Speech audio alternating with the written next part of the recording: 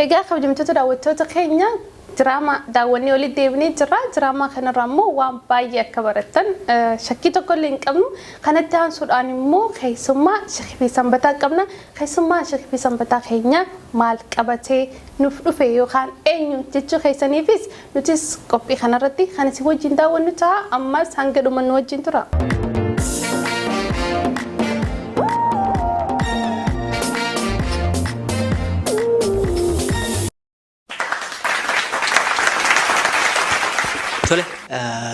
يا من تخيني خبجي يروتك علي أرثا قوتي أتتنو أرقمو خدي بدي توكلتهم سنتنا قالتهما سجنتا فوركس انترتينمنت رتيا في رامي فوكوتي أوكي توكلتهم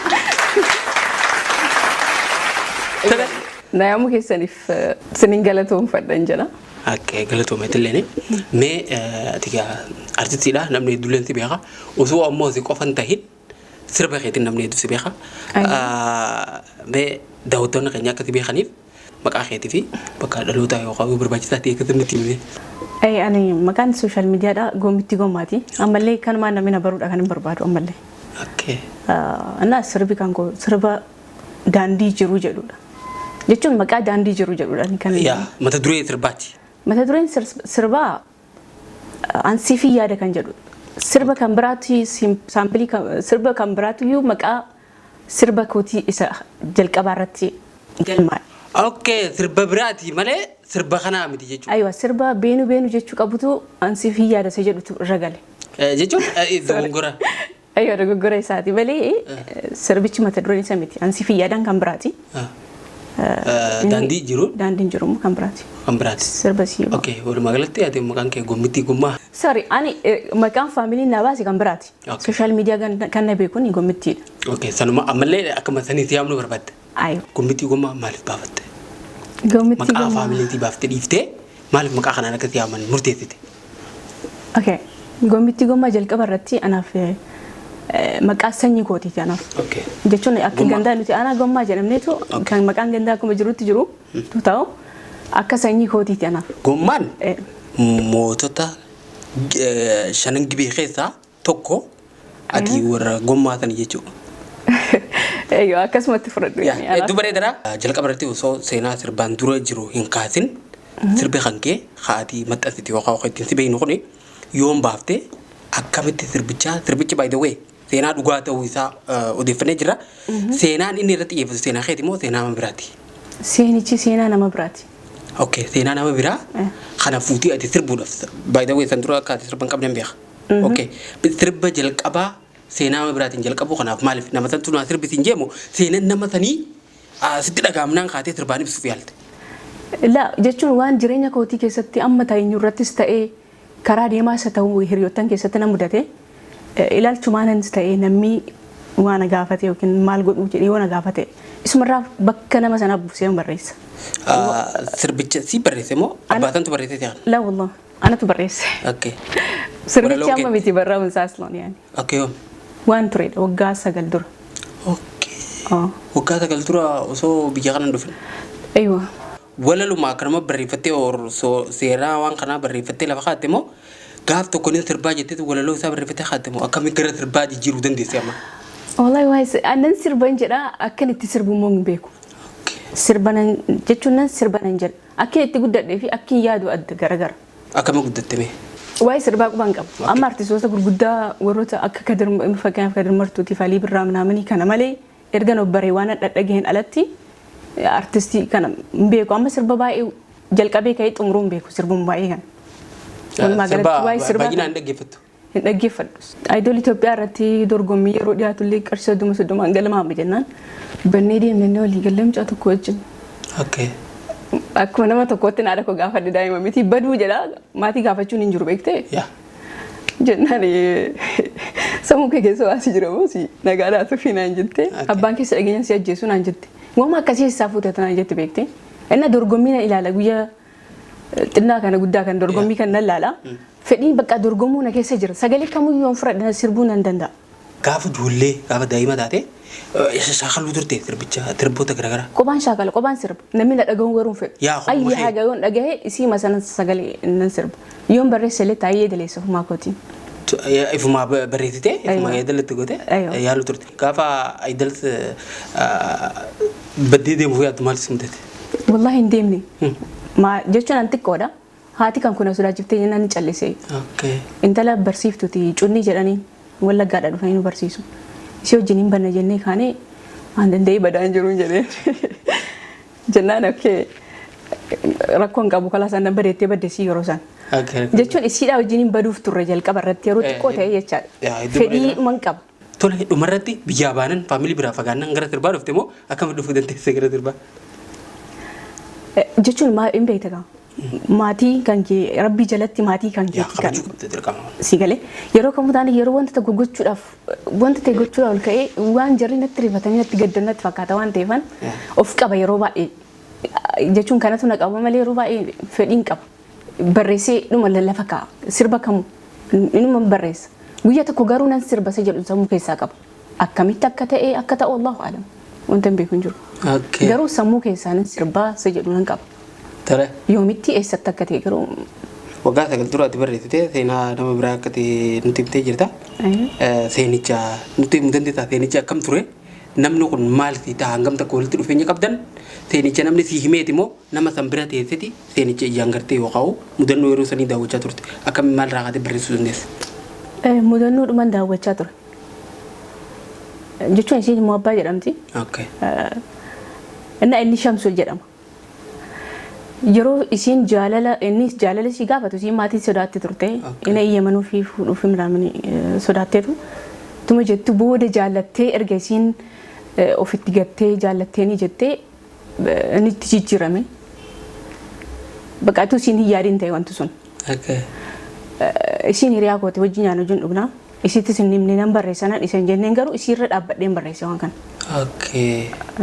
Amma gaafa inni jaalala gaafatu inni diddee isin didu jibbaa isaa ta'an ta'e maatii sodaatte jechuun yoo fuudhu fillee ta'e waan maatiin isiidhaaf hin eeyyamne akkasiin barattee itti fuftee waan bakka guddaa geessu barbaada waan ta'eef isin intini baay'ee bakka hin kenneefi tuma chillaa jettu immoo inni amansiiseen boodarra jechaadha. Erga inni amansiisee bakka isin bakka waa hunda godhatteeni maatiillee akkatti ergatu walii galanii midhaan jedhanii booda keessa deebi'e.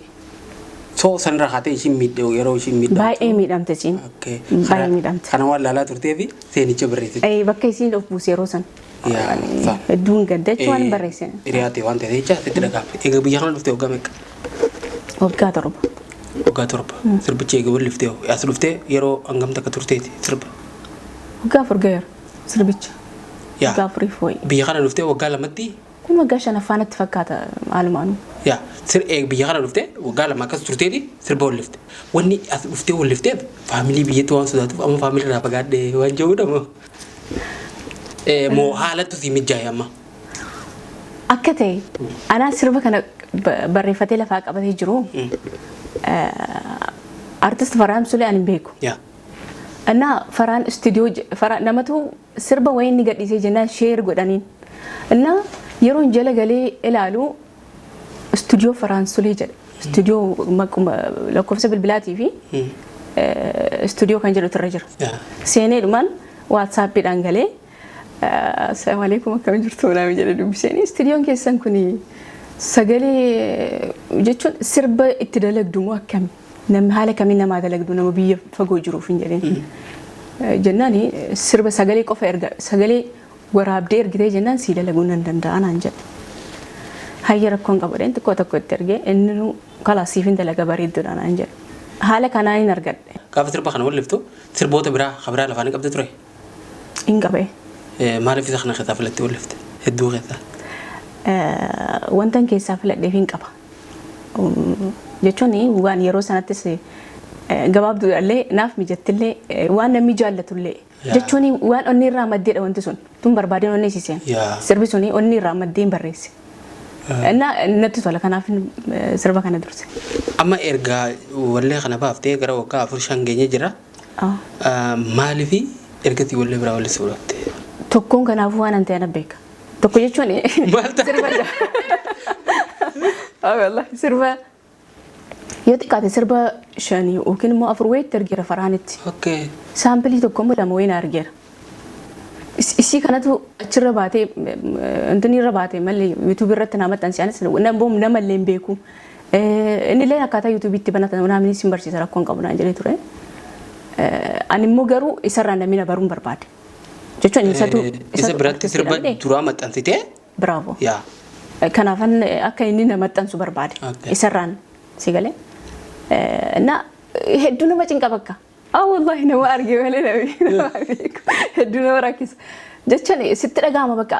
Jechuun akka hanga ati laffaatee fi akkititti inni sammuun keessi cinqamu birriin acha deemu bakka akka ta'e wayisi godha. Wallahi bakka hedduu si cinqa namnis bira dhaabbachuu si barbaachisa. Yaadaan illee namni sappoortii si gochuu si barbaachisa. Namni si bira jiraachuu si barbaachisa. Oolmaa galatti si galee. Ani qixxa hundaanuu sappoortii tokkoffaa namaa wajjin wal baruu baay'ee kana hin qabu beekte. Ta'es immoo na gargaara jedhee nama naasa'u illee kana sana namaan dubbachuu kana baay'ee hin qabu. Kanumaafan karaatti hafe siin jechuuf hin jedhe. Walumaa galatti no makaratti hafteen jaamu sirbicha sadarkaa kanatti sirba baaftee uummata biraan sirba bareedaa kana keessa kilippii fa'aa irratti daliiluu jettee malee sirbii ati baaftee hedduu bareedaadha dhummatti. Gara biraatiin sirba eeggati waan san sirba tokkicha hojjette keessatti mudateef jecha sirba birraa fagaattee ammoo sirba dalaguudhaaf fedhiin qabda. Fedhii guutuun qaba. Sirba kanarratti maaliif kilippii dalaguu dhabde? I think amma sirba kan kee kana waan kilippii hin qabneef suuraa kee qofaa irra jira. Suuraa ammoo namni hedduun sirba irratti godhaniitu magallakkisanii abbaate hin ibsu hanga sunta yeroo suuraa irratti goggoota. Kilippii yoo ittiin dalagin sirbichi yoo beekanillee namni abbaa sirbaa hedduun beekamu. Sirbi keetillee wanni mudate kana. Namni hedduun sirbicha ni beeka. Si ta'uu dha'uu namni hedduun beeku yoo namoota sitti dhiyaatan ta'e malee. Kilippii dalaguu dhabuun laffaatii keetii hanga hin gahin mul'isa jechuudha. Walumaa galatti wanni an gaafachuu barbaade sirbichatti kilippii maaliif ittiin hojjetan? Sirbichatti kilippii kan hin dalagini waamlee na cabe wallah. Kilippiin ta'ee kanaa ol ta'a jettee yaaddu hanga amma fudhatama argate kanaa ol yoo kaawwatilleen beekamtii kanaa ol artistii takka taate amma familii akkasii ta'u kilippiin goote. Sirriidha. Sirriidha. Walumaa galatti yoo rabbiin na gargaare. Eessattuu taanaanii bitaas ta'e mirga rabbitu nama gargaara. Rabbiin biratti immoo namni of jajjabeessuu qaba. Anatti dadhabbiin na biraas ta'uu danda'a. Yani communication nama waliin qabutu herroodha. Kanaaf ta'a. Innaa hanqina qarshiiti yeroo ta'abaa deemtu namni si bira jiraachuu si barbaachisa walumaa galatti. Nama si barbaachisa. Kanumadha. Yani kana na mudatee naan hin ture kana. Mee ammoo yeroo dhiyootti maal hadirraa eenyu sirba kam fa'aa qabattee dhufuudha yaada qabda? Sirba bareedaadha yeroo biin taasise.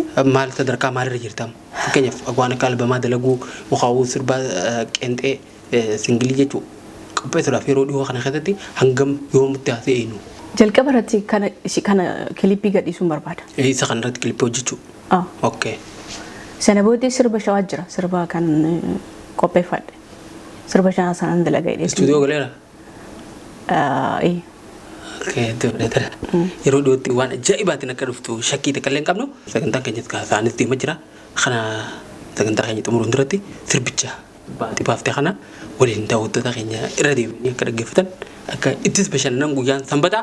An kootin siin jedhaat kan biraa baafattee waadaa tokkittiidhaan nam lama hidhaattee kan koomaa miti ofuma dhamaaftee. Kan koomaa miti ofuma dhamaaftee beenu sichi sinamanu beenu sichi sinamanu beenu kan siif naan jedhee rabbiin naaf haa kennu. Wow, bareeda.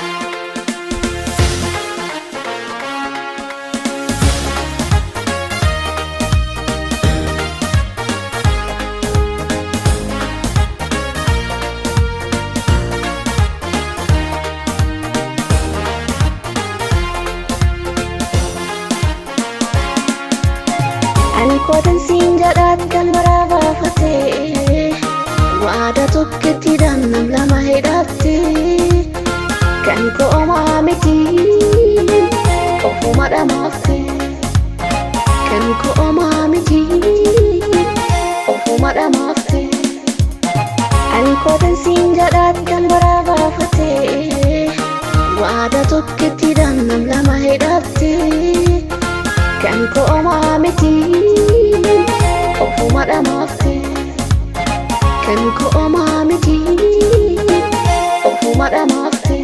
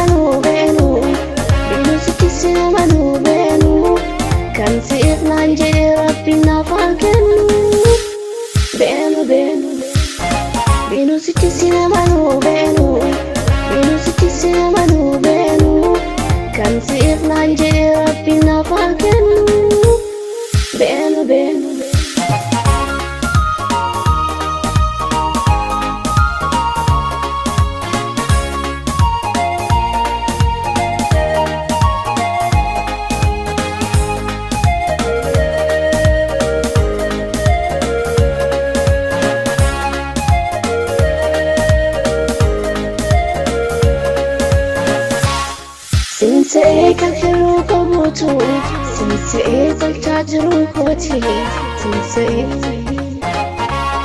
sinjedhee mootii onnee kooti sinjedhee ibsaa jiru kooti sinjedhee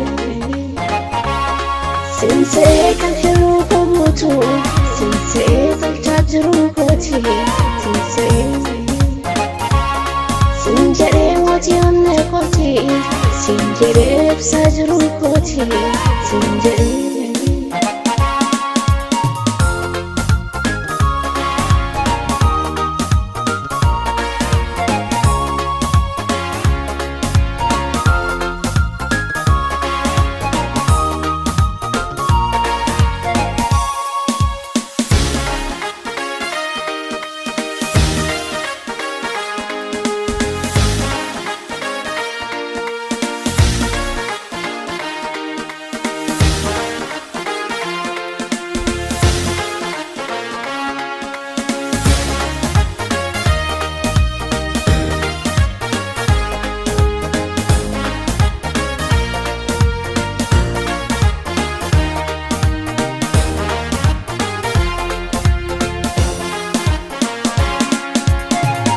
Kodan sinjadaat kan barabaafate waada tokkitti daannam lama hidhatte kan koomaa miti ofuma dhamaafte kan koomaa miti ofuma dhamaafte.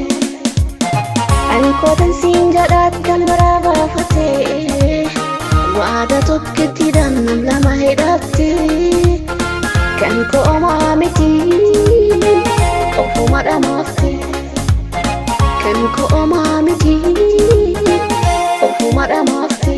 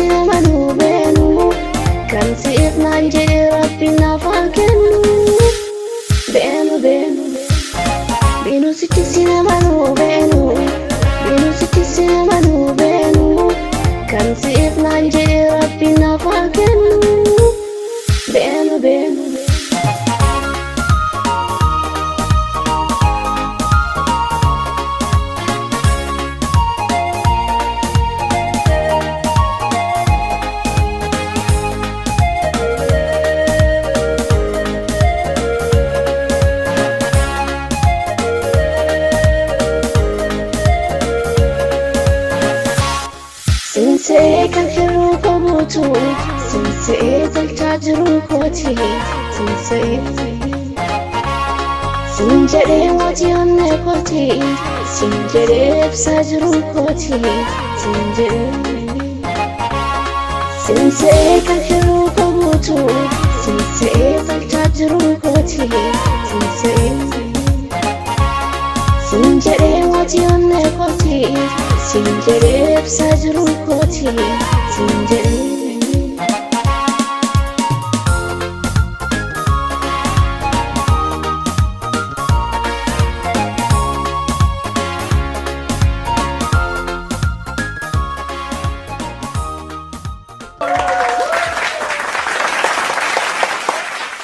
Wow, dhugumatti sirba ajaa'ibaati.